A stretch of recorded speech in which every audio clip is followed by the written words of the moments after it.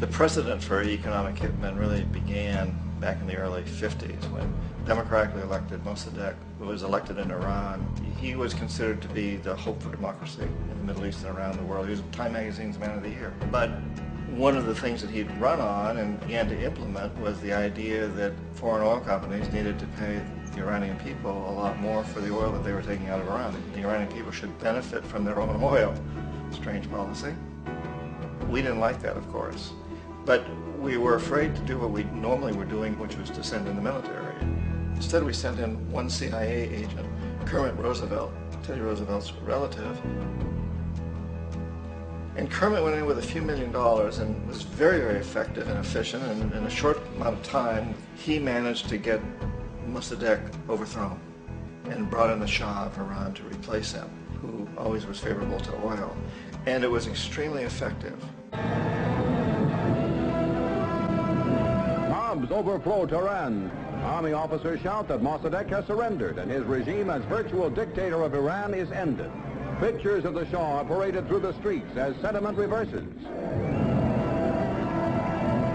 The Shah is welcomed home. So back here in the United States, in Washington, people looked around and said, wow, that was easy and cheap. So this established a whole new way of manipulating countries, of creating empire. The only problem with Roosevelt was that he was a card-carrying CIA agent, and had he been caught, the ramifications could have been pretty serious.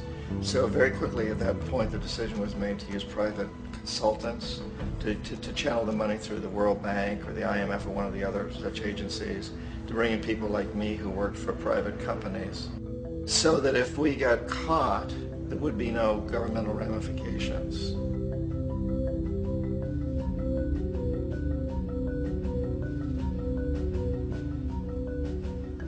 When Arbenz became president of Guatemala, the country was very much under the thumbs of United Fruit Company, the big international corporations. And Arbenz ran on this ticket that says, you know, we want to get the land back to the people.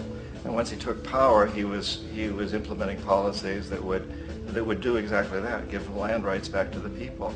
United Fruit didn't like that very much.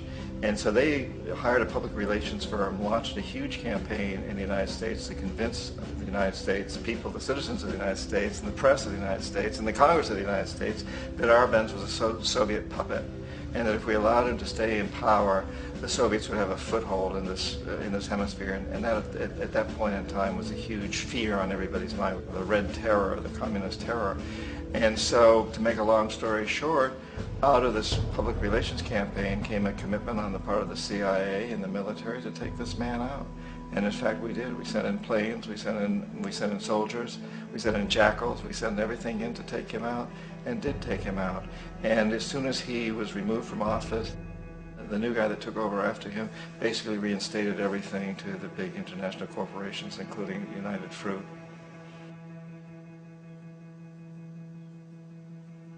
Ecuador for many, many years had been ruled by pro-U.S. dictators, often relatively brutal. Then it was decided that they were going to have a truly democratic election. Jaime Roldos ran for office, and his main goal, he said, as president would be to make sure that Ecuador's resources were used to help the people. And he won, overwhelming, by more votes than anybody had ever won anything in Ecuador. And he began to implement these policies to make sure that the profits from oil went to help the people. Well, we didn't like that in the United States.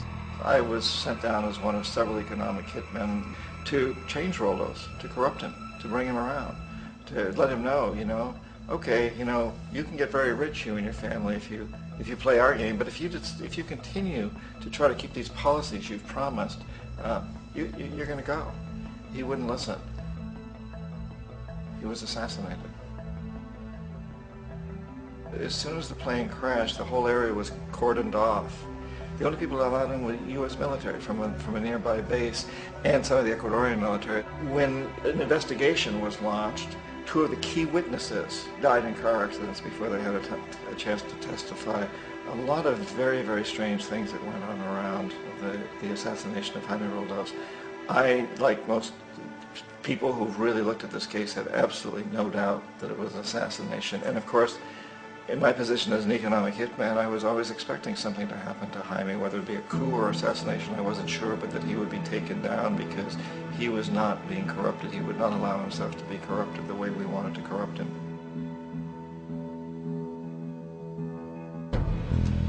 Omar Torrijos, president of Panama, was, one of my favorite people. I really, really liked him. He was very charismatic. He was a guy who really wanted to help his country.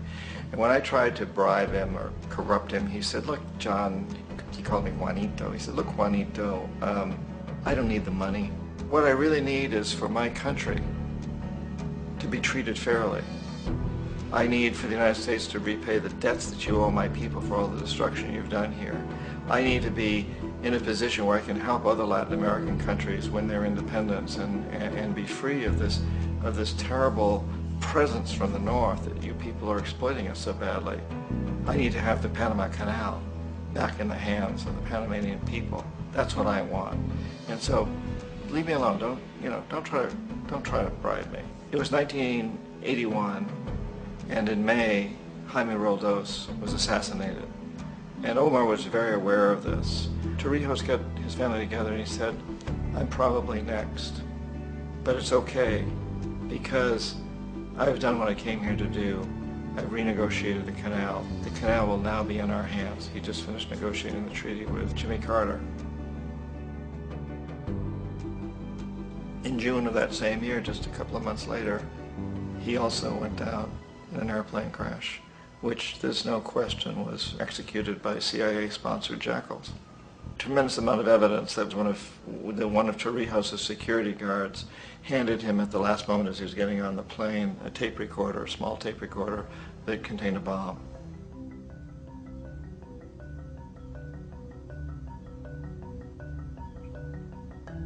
It is interesting to me how this system has continued pretty much the same way for years and years and years, except the economic hitmen have got better and better and better. Then we come up with, very recently, what happened in Venezuela.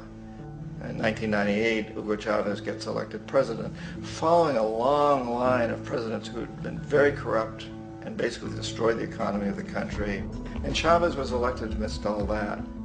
Chavez stood up to the United States, and he's done it primarily demanding that Venezuelan oil be used to help the Venezuelan people. Well, we didn't like that in the United States.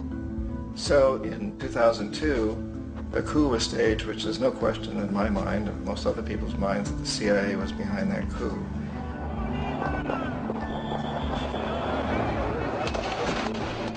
The way that coup was fomented was very reflective of what Kermit Roosevelt had done in Iran, of paying people to go out into the streets, to riot, to protest, to say this Chavez is very unpopular. If you can get a few thousand people to do that in television, and can make it look like it's the whole country, and things start to mushroom. Except in the case of Chavez, he was smart enough, and the people were so strongly behind him that they overcame it, which was a phenomenal moment in the history of Latin America.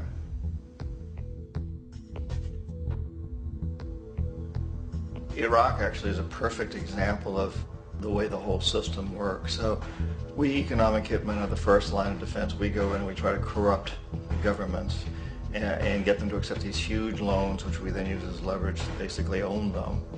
If we fail, as I failed in Panama with Omar Torrijos and in Ecuador with Jaime Roldos, men who refuse to be corrupted, then the second line of defense is we send in the jackals. And the jackals either overthrow governments or they assassinate.